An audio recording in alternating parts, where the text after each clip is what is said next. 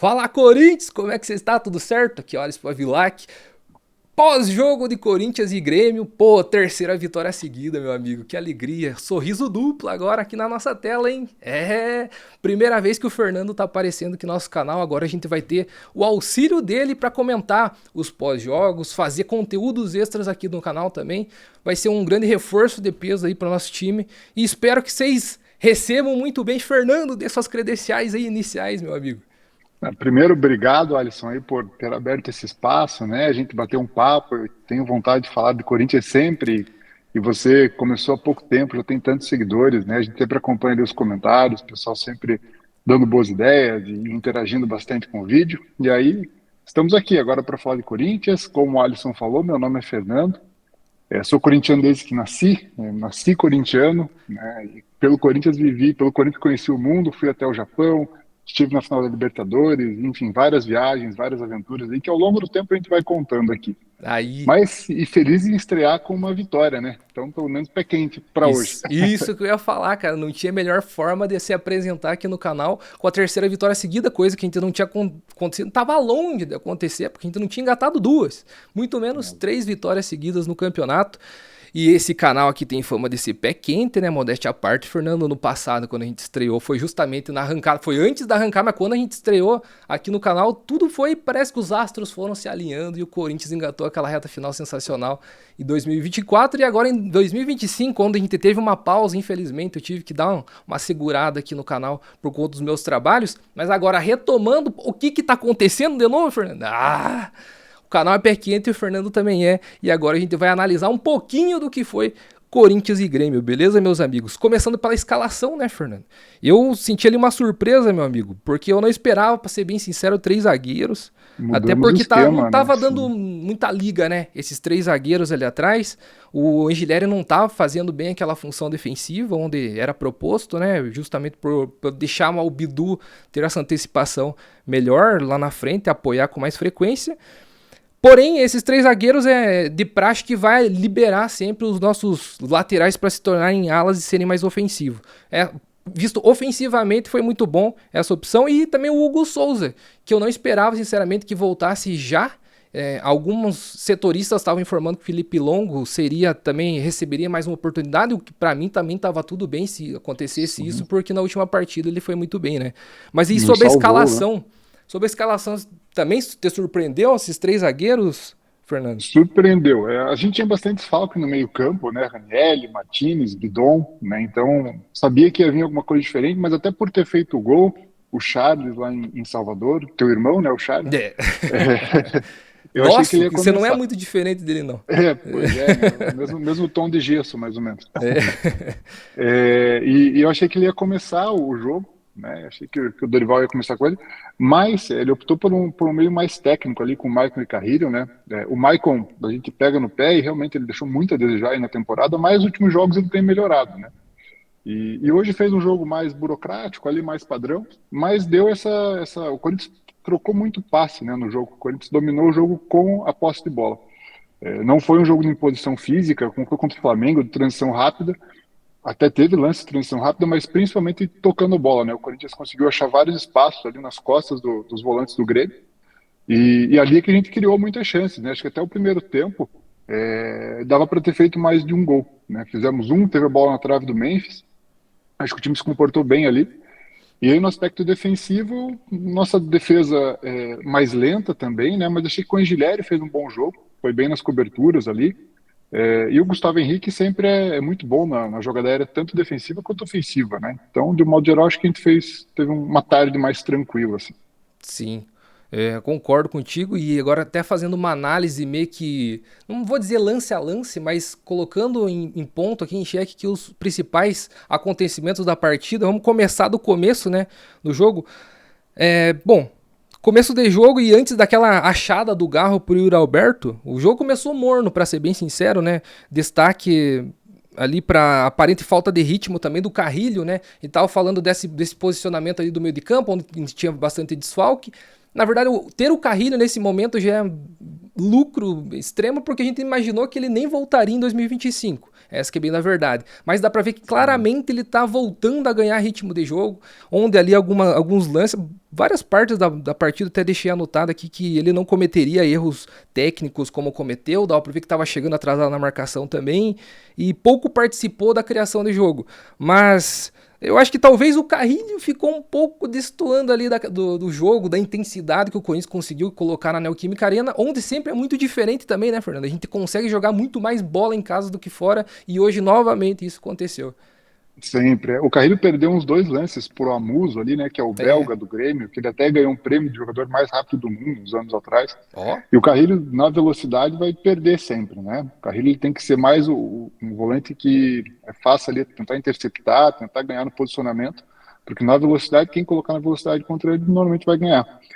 Então também achei que ele estava abaixo no primeiro tempo, ele deu ali algumas vaciladas, né, que geraram lances que poderiam ser perigosos para o Grêmio acabou não conseguindo pressionar tanto, mas sim, o Carrilho estava um pouquinho abaixo. E até antes de a gente entrar mais no detalhe nos lances do jogo, vale o destaque para a torcida, né? Hoje voltamos a ter as organizadas, voltamos a ter os instrumentos, teve um Mar Negro antes do jogo, que foi muito bonito, né, vindo, nas vindo no redes Instagram. sociais aí. Então, isso também é um reforço de peso, né? É o nosso principal jogador aí que volta para o estádio. E eu falei, não sei o que acontece dentro de casa que o Corinthians joga bola. Talvez a melhor explicação seja essa, é a torcida, é a força da Neoquímica Arena, onde o Corinthians cria, né, talvez uma coragem que a gente não vê nos jogos fora de casa. E isso não é nem só agora com o Dorival, pô, se estende a muitos e muitos técnicos atrás, a filosofia parece que do jogo fora de casa sempre deixa a desejar e o Corinthians tem que mudar isso a longo prazo. Mas voltando aqui para nossa realidade, e talvez agora até puxando um pouco mais sobre os lances, Fernando.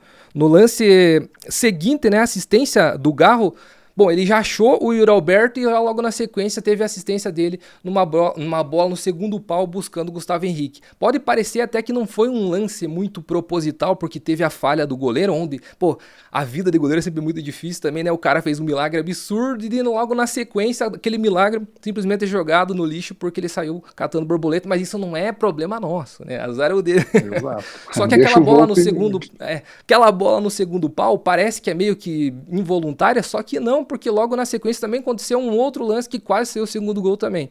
Então, foi proposital. O Gustavo Henrique, muito participativo defensivamente e ofensivamente também, nesse ano de 2025 também, colaborando bastante. E a gente sempre teve ali zagueiros artilheiros no nosso time, né? Nos últimos anos, nas últimas épocas. E o Gustavo Henrique agora também vem marcando em momentos importantes do campeonato. Ó, talvez esse jogo ia se encaminhando para um resultado único e esse 1-0, gol de bola parada, sempre muito importante. E contar com esses lances, como foi agora essa chegada do Gustavo Henrique, sensacional. Na zaga, o Tchoca também chegando ali como parceiro do Gustavo Henrique.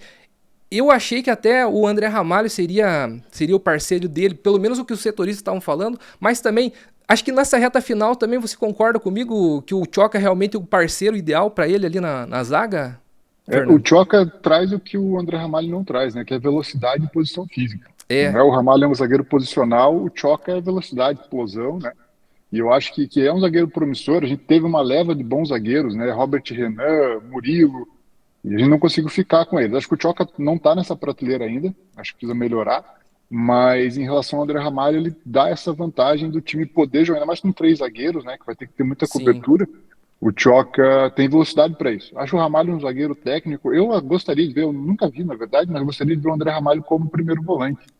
Acho que talvez ele jogasse ali com mais segurança. Mas eu acho que foi boa a escolha do Tchoca. O Tchoca foi muito mal lá na Libertadores, né? Mas depois retomou confiança e acho que hoje fez um bom jogo. Assim, acho que não perdeu ali nenhuma e contribuiu, né, para um jogo um pouco mais sólido do Corinthians defensivo. Acho que o Hugo fez uma boa defesa no primeiro tempo, né? foi. Uhum. E teve agora no finalzinho ali a cabeçada na trave, né, do Grêmio, a gente vai chegar lá nos lances, mas É. do modo geral achei que foi bom, assim, o Tchoca fez um bom jogo ali. É um bom levantamento referente aos critérios de posicionamento e também de característica de jogo, porque realmente o André Ramalho parece que ele as características do Ramalho com o Gustavo Henrique parece que eles se espelham, né? E ter 2 zagueiros da mesma função, da mesma característica, às vezes acaba atrapalhando, deixando a zaga muito pesada. E realmente isso faz a diferença. E hoje, naquela linha de três, inclusive, que estava defensivamente falando, só que quando atacava, dava para ver que o time mudava também a questão do aspecto tático, onde a gente virava uma linha de quatro e sempre o lateral por onde a gente estava atacando era liberado completamente e ia até o fim, né? Então eu via também até o Gustavo Henrique fazendo um pouco esse papel de primeiro volante quando a gente estava atacando. Ele se antecipava a linha do Angeleri e do Tchoca e fazia esse papel um pouco mais de primeiro volante, coisa que o Corinthians hoje de primeiro volante não tinha mesmo jogador nesse aspecto, né? Onde o Maicon era o nosso primeiro volante e o Carrilho, onde não tem aquela intensidade física toda para marcação, ele fazia o papel de segundo volante. Então, esse papel de primeiro volante foi cumprido hoje, pelo menos quando estava atacando pelo Gustavo Henrique. Eu achei interessante, uma boa alternativa tática do Dorival, né? Sim, gostei. Eu acho que talvez, tirando ali, claro, quando a gente classificou em cima do rival na Copa do Brasil, foi o melhor momento do Dorival no Corinthians, É, mas de um modo mais consistente agora, a gente tem 4 vitórias nos últimos 5 jogos, né? sim. Eu acho que o Dorival está encontrando um time. Que bom que está encontrando agora, para a gente tentar repetir a arrancada do ano passado, né, do final do campeonato, e principalmente pensando na Copa do Brasil daqui a pouco, né? É isso, e curiosamente o melhor momento do Dorival no Corinthians é justamente quando ele voltou a contar com as principais peças técnicas do time, principalmente olhando ofensivamente, né? Porque defensivamente ele já ajeitou a casinha, não dá pra negar que a gente tá com uma solidez defensiva muito maior do que, por exemplo, se fazer um comparativo com o último técnico que a gente teve, onde a gente atacava muito bem, fazia muitos gols, mas também levava muitos. Agora a gente tá com essa zaga, muitos clean sheets aí do Hugo Souza também, coisa que a gente não via acontecer. E agora que a gente pode talvez começar a analisar mais profundamente o papel do Dorival nesse time, que agora que ele tem realmente todas as peças, quase todas as peças à disposição, né? Exato, exato. E o trio Gin segue quando está em campo, ainda que não jogue o que a gente espera, o que a gente sabe que pode jogar. O Corinthians raramente perde com eles, né? Na Arena a gente não perdeu nenhuma com os 3 titulares. E esse ano inteiro a única derrota foi aquela para o Barcelona lá no Equador. Mas os três, ainda que não no auge físico e técnico, sempre contribuem para a gente ter um jogo muito mais seguro e porque causa muita preocupação no adversário, né? A gente vê o Garro com espaço, ele vai pifar todo mundo. É. Ou seja, o Roberto, o Memphis, ou vai jogar a bola na cabeça do Gustavo Henrique. E hoje o Garro jogou com muito espaço, né? O Garro dominava, erguia a cabeça, lançava, uma partida muito boa.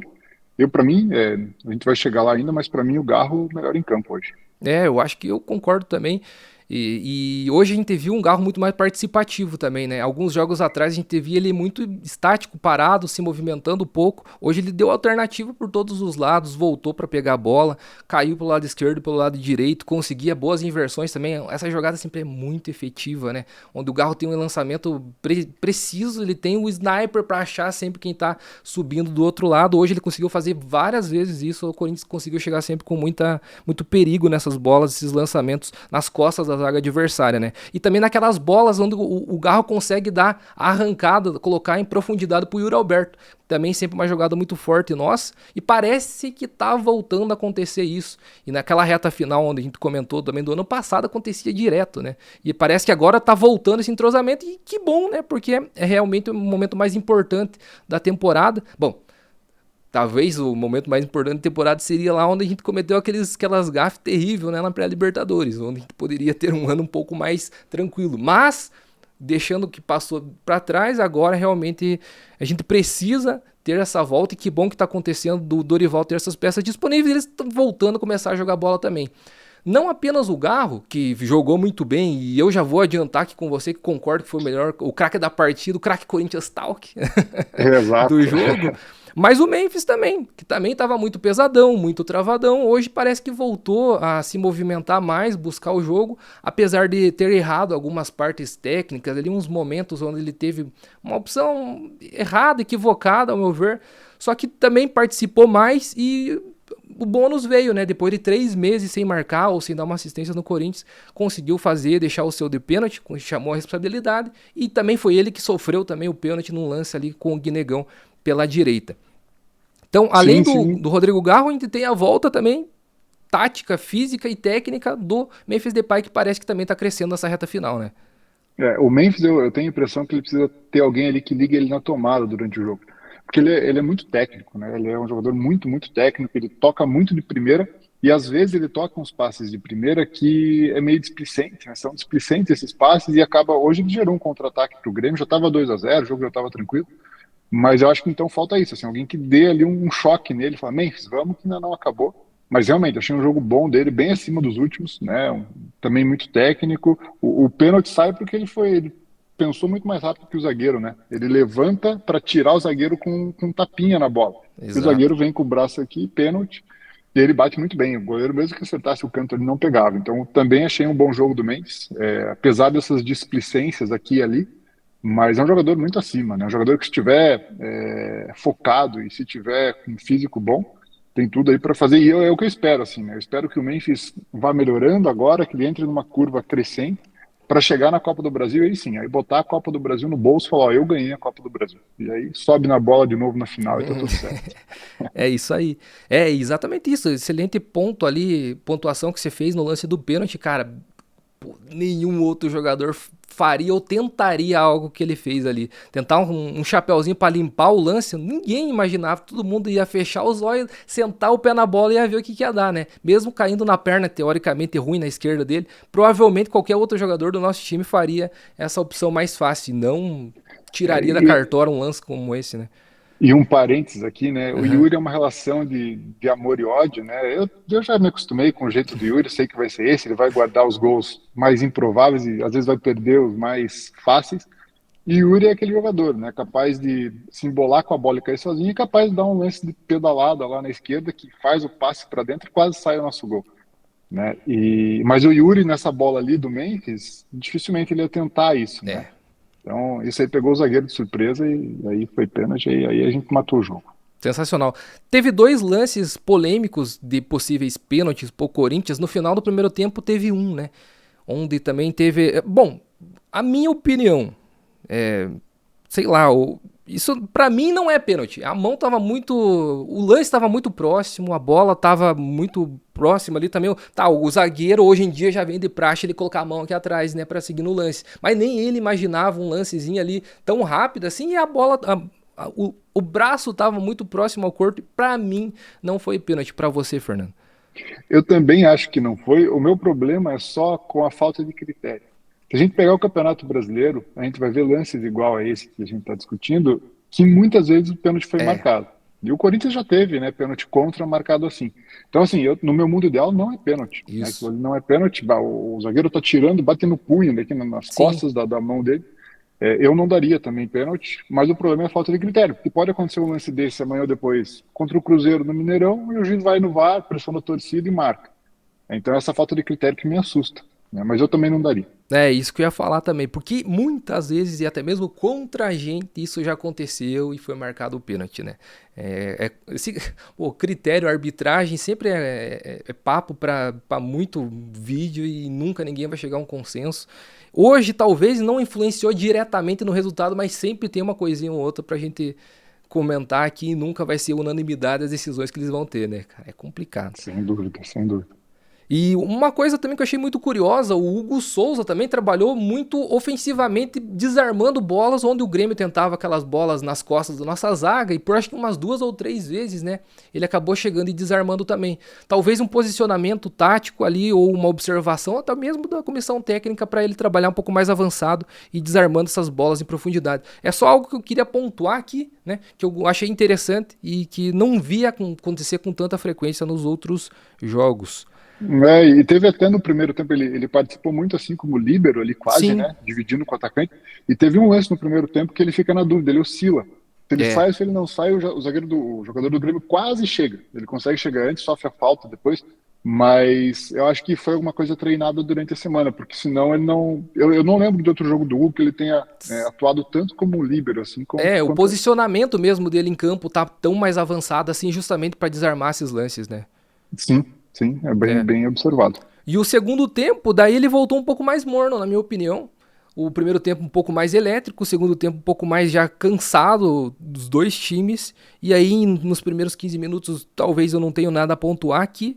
Já nós acho que até 20 minutos de jogo a gente já teve a primeira substituição, aí o Carrilho saindo, que de novo, realmente deixou a parte técnica, tática, enfim, porque também fisicamente ele tá muito abaixo. E aí que a gente já começa a ver que o nosso elenco é muito fraco se comparado aos nossos 11 iniciais, né? O que a gente tem de opção, por exemplo, para colocar quando sai o Carrilho? Talvez se o André tivesse disponível, não tivesse lesionado, seria uma boa opção, um pouco mais técnica que se equiparasse ao futebol do Carrilho, né? Mas aí a gente tem Sim. Rian, tem Charles, então não tem muito o que criticar o Dorival nessa situação, né? Tinha que se substituir, vai por quem? Quem tá lá no banco, né, Fernando? Exato. E o Carrilho a gente sabe que não aguenta 90 minutos, né? Então a gente sabia que ele ia sair em algum momento do jogo. Assim, o Rian, para mim, é aquele volante clássico, marcador que constrói muito pouco. Ele é voluntarioso, né, tem garra, joga com vontade sempre. Mas a técnica a gente sabe que no nosso Corinthians ideal, né, a gente não teria o Rian no elenco. Mas entrou, contribuiu. Eu tenho muito mais esperanças no André também. Acho que o André tem corpo, tem bola para, se bem trabalhado, poder ser um grande volante. E aí, a partir daquele momento, eu me assustei. Eu achei que o Grêmio poderia subir um pouco o volume no jogo, mas não conseguiu. O Corinthians conseguiu manter, né, a pegada e também passou sem susto. Só um lance que a gente esqueceu de comentar no comecinho do segundo tempo foi o lance do Bidu, né, que chegou com o pé um pouco acima, ali meio no limite do tornozelo. Verdade. Ali, se o VAR está mal intencionado, como muitas vezes está contra a gente sabe que chama, né? Uhum. Então, vale essa atenção. Acho que o Bidu é muito, muito técnico também, né? O Bidu faz uma temporada boa. Mas o Bidu, volta e meia, está suspenso pelo terceiro amarelo. Ele perdeu o clássico contra o Palmeiras, no Brasileiro, que foi 1-1. Perdeu o clássico contra o Santos na Vila, nesses dois pelo terceiro amarelo. Então o Bidu ele toma muito amarelo, né? Uma coisa que também precisa ser chamada a atenção lá dentro, né? Então tomara que estejam vendo isso, porque o Bidu é muito importante para esse time, né? O Bidu, por mais que não seja um primor, ele é muito importante para o Corinthians de hoje. Né, ofensivamente, saiu o Bidu, morreu a nossa esquerda, né? Porque a gente perde profundidade e realmente não tem quem substituir ali a nossa lateral esquerda. Mesmo que coloque o Angileri, por exemplo, para jogar ali, ele defensivamente ele é Outra muito mais característica, e o Hugo Farias nem se fala, né? Pelo amor de Deus. não, né? O Hugo está fazendo hora extra no Corinthians, É, apesar de ser assim, discreto e tal, mas não dá, né? Não tem bola para estar no Corinthians. exatamente. E o que eu tava falando aqui, pô, deixa eu dar uma olhadinha aqui nas minhas anotações para eu não me perder. Segundo E a tempo gente que eu... falou ali do Rian, né? E depois, aí aos 31, que aí ele tira o Yuri para colocar o Guinegão, né? Isso. E dá pra ver que no segundo tempo as chances que a gente teve foi justamente quando se aproximava Memphis e Yuri Garro, que tecnicamente eles são muito bons. Depender pouco espaço de campo que tem, eles conseguem criar as jogadas. Ali que se falou da pedalada do Yuri Alberto pra cima, caindo um pouco mais pra esquerda, e o Memphis, que já estava um pouco mais infiltrado na área pra fazer aquele papel de 9, quase que conseguiu também num gesto técnico, ou talvez num posicionamento um pouco errado, ele não conseguiu aproveitar a jogada, né? Mas também o Memphis por outras duas oportunidades também. Numa ele perdeu o gol, porque ele tava de cara com o goleiro, ele tentou talvez dar uma batida, uma chapada que caísse por cima do goleiro, mas fisicamente era impossível daquilo acontecer. E na outra ele conseguiu ajeitar bem o corpo, bateu bem, só que o goleiro fez uma boa defesa também num chute cruzado, né? Mas aí Sim. que a gente vê, ó, o Memphis participando novamente e a gente pilhando algumas oportunidades mais perigosas do que o próprio Grêmio que precisava buscar o resultado, né? Exato, o Memphis e Garro precisam chutar mais pro gol, né? Os dois têm chutes muito bons e às É. vezes eles têm um zelo, um preciosismo na hora de chutar. Hoje teve um lance que faltou perna direita pro Garro, mas ele sai de frente pro gol, Uhum. dominando a bola, só que ele toca porque ele não tem confiança com a direita para chutar. Mas os dois têm que chutar mais. O Memphis cansa de fazer gol bonito chutando de fora na Holanda, fez no Atlético de Madrid, por onde passou. O ano passado, mesmo contra o Bahia, aquela falta que bate, que é um espetáculo, né? Uma bola muito forte, que faz a curva e entra. Então, acho que o Memphis tem que chutar mais pro gol. E deu esses dois chutes, né? O primeiro realmente ele estava um pouco desequilibrado ali, ele não conseguiu fazer a banana, a bola, né? E ela vai para fora. E aí o segundo, o Volpe faz boa defesa. Então, assim, acho que tem que chutar mais, clareou, chuta, porque É, a gente a tinha o gente, chuta, lembra do Bruno César, do nosso o chuta-chuta? chuta-chuta, é isso mesmo. Então, falta alguém assim, tem que arriscar. Pô, o Garro fazia muito, isso que você comentou é verdade, o Garro fazia muito isso, né, no 2024, pô, quanto golaço de fora da área que ele fez. E agora, em 2025, a gente sente muito a falta dessa sei se falta confiança no Rodrigo Garro ou o que acabou mudando talvez um pouco o posicionamento dele, onde a gente comentou também que ele estava buscando o jogo um pouco mais atrás e não estava tanto como um falso 9 ou um meio atacante bem ofensivo, né? Ele estava mais como um construtor um pouco mais para trás. Talvez esse posicionamento tenha influenciado um pouco na questão das finalizações. E a gente não comentou também que no primeiro tempo o Memphis também tentou, né, de fora da área, onde ele acertou o pé da trave, né? Teve essa chance Sim. também bem clara do Memphis no primeiro tempo. E daí o Garro pode ser o joelho também, não sei se a lesão que ele tem no joelho, que o chute ali não acaba doendo e ele arrisca menos, mas deveria arriscar mais de todo modo. Mas eu acho que talvez, eu não vi mais ele reclamando, porque ele reclamava abertamente, sempre quando ele tava com essa lesão, né? E agora, depois que ele ficou esse tempo de pausa e teve esse período de como é que eu posso comentar aqui para reestruturar toda essa parte física, eu não vi mais ele em entrevistas, porque ele é sempre muito sincero comentando que isso daqui estava dificultando ou atrapalhando seu futebol. Então eu acho que talvez, nessa parte física, talvez não seja muito a resposta por ele ter mudado um pouco esse critério de chute fora da área, né? Mas ali eu tava comentando aqui, até para não me perder, em referente na sequência aqui dos nossos lances, o pênalti, porque agora a gente entra de volta no pênalti, né? Ali é pênalti claro mesmo, não tem o que fazer, né, Fernando? Claro. Ali é pênalti claro, como a gente falou, pênalti da inteligência do Memphis, né? Tentar dar o chapeuzinho, o zagueiro não esperava, colocou a mão, pênalti claro, ele não tem o que reclamar. É isso, e depois, como a gente falei, de 3 meses, volta a marcar a caixa do Memphis, que seja aí também uma volta do Memphis, uma volta da sua... Pô, tá me faltando palavra agora, Fernando. Volta da sua... Que volte, né, a sua técnica ali, que volte aquele Memphis do ano passado, que foi o Memphis que foi Confiança. A ignição para o Corinthians ser a arrancada ali, né, mudou o estado anímico e tudo mais. Uma coisa legal do gol do Memphis hoje, você pegar o replay, vai todo mundo comemorar com ele. É isso. O Hugo sai, vem todo mundo abraça ali e tal. Então acho que pode ser ter sido um gol bem importante para ele recuperar essa confiança que você falou. E para ele voltar a ser o Memphis que a gente sabe que ele pode ser, né? Voltar a ser o Memphis do final do ano passado. O Memphis dos dois, o segundo dela ele sai muito cedo, né? Machucado contra o Palmeiras, mas o do primeiro jogo que faz o gol, então o Memphis decisivo, que às vezes não vai participar tanto do jogo, mas vai dar uma assistência, vai fazer um gol. É isso. E naquela reta final de 2024, foi ali naquela falta contra o Atlético Paranaense, foi ele que chamou, né, o time e tirou da cartola um lance sensacional, uma falta de longe, onde ele deu uma colocada no ângulo. Um chute de fora da área, né? Pois é. Aí, ó, novamente aquilo que a gente tava comentando.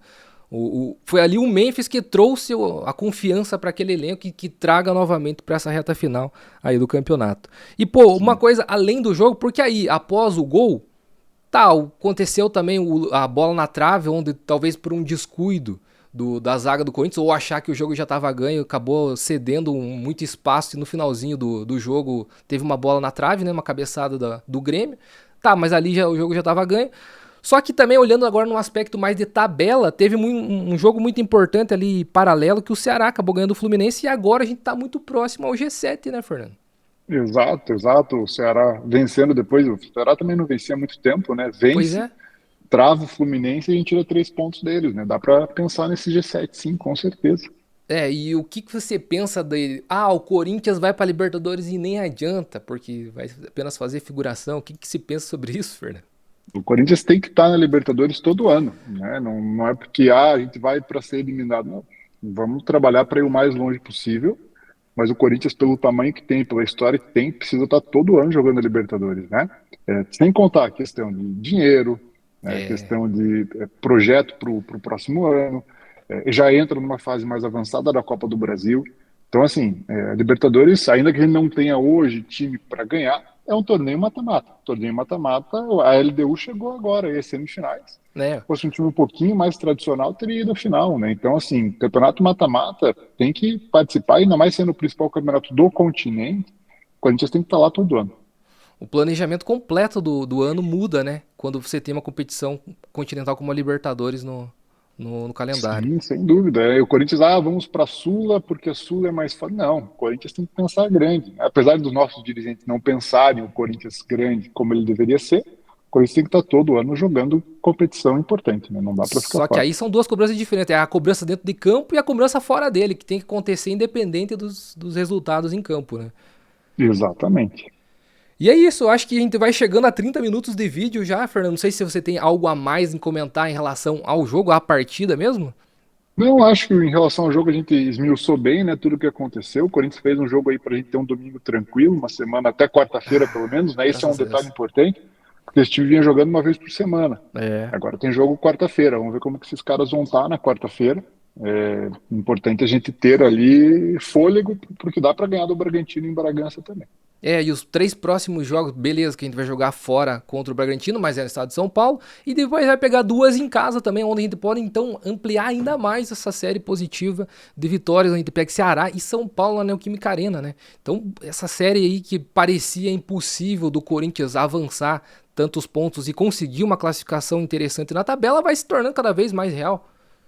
Exato, e assim, a gente não ganhou de São Paulo esse ano ainda, é o único rival que a gente não ganhou, então tem que ganhar. Não dá para tropeçar com o Ceará em casa. Até, o principal jogador deles, o Pedro Raul, é nosso, então não vai jogar contra a gente. E a gente tem que ganhar, tem que fazer agora pelo menos 7 pontos nos próximos 3 jogos, mas dá para fazer 9. É, e a gente subiu a 42? 42. É, numa pior das hipóteses, quem tá imaginando 7 pontos iria a 49.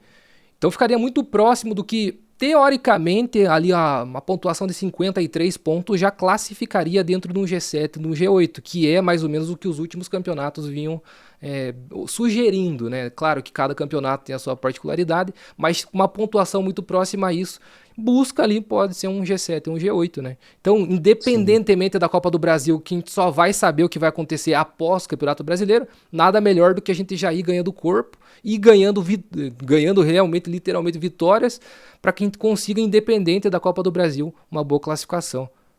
É isso, tentar lutar, até porque tem uma questão de premiação de dinheiro, né? Cada Tem posição que mais você isso. fica mais alto é mais dinheiro no final do ano, né? Além da vaga, que é muito importante. Então o Corinthians não pode não estar em condições de desperdiçar aí alguns milhões de reais a mais, né? De ficar ali em sétimo, oitavo. Então tem que jogar sério e jogar para cima até para chegar na Copa do Brasil competitivo, né? Chegar no espírito de competição e o time mais ajustado. É, e o calendário colocou uma coincidência também que no Brasileirão a gente vai enfrentar o Cruzeiro lá em Minas, muito próximo também do jogo da semifinal da Copa do Brasil, né? Então já vai ser um esquenta aí. Não sei como é que os times vão optar por elencos totais, enfim, mas isso já é papo para próximos vídeos, né? Mas aí mais uma coincidência onde Exato. muitas vezes acontece isso, né? Quando os times se enfrentam em Copa, curiosamente na Liga também acabam se pegando, né? Acontece bastante isso É. no futebol. Ainda mais agora com o calendário o ano inteiro a Copa do Brasil, né? Então vai misturando com jogos do brasileiro ali, é normal mesmo. É, ano que vem também vai mudar bastante o calendário por conta das novas datas de estaduais, né? Outro papo que a gente pode ter nos próximos vídeos aí. Claro, com certeza. Acho que vale até um vídeo dedicado para essa questão de mudança de calendário, porque vai ser o primeiro ano que o Brasileirão vai começar em janeiro, né? Isso, exatamente. Então a gente vai ter aí um ano inteiro de brasileiro e se tiver pré-Libertadores, que a gente espera que não, porque a gente espera ser campeão da Copa do Brasil e aí direto para a fase de grupos, né? Mas vai ser um ano bem, bem atribulado e a gente pode falar mais do fora de campo também do Corinthians, né? Como que a gente vai se preparar, como que a gente chega para 2026, né, nessa situação que a gente está hoje. É isso. Aí, galera, feito o pós-jogo, primeiro pós-jogo com a participação do Fernando. Espero que vocês tenham curtido esse novo modelo aqui, porque a gente vai tentar trazer mais conteúdos para vocês.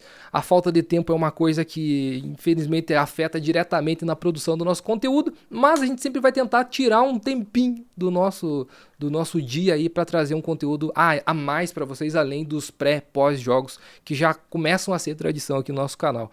Valeu, Fernando, muito obrigado pela sua participação e seja muito bem-vindo, meu garoto. Obrigado, Alisson. Galera, deixem aí nos comentários se vocês gostaram, o que tem pra gente melhorar aí, que a gente tá aqui para falar de Coringão, que é sempre muito bom, muito prazeroso. E aí com o Alisson por trás e de toda a técnica da situação, a gente vai trabalhar assim para tentar fazer mais vídeos e movimentar mais o canal.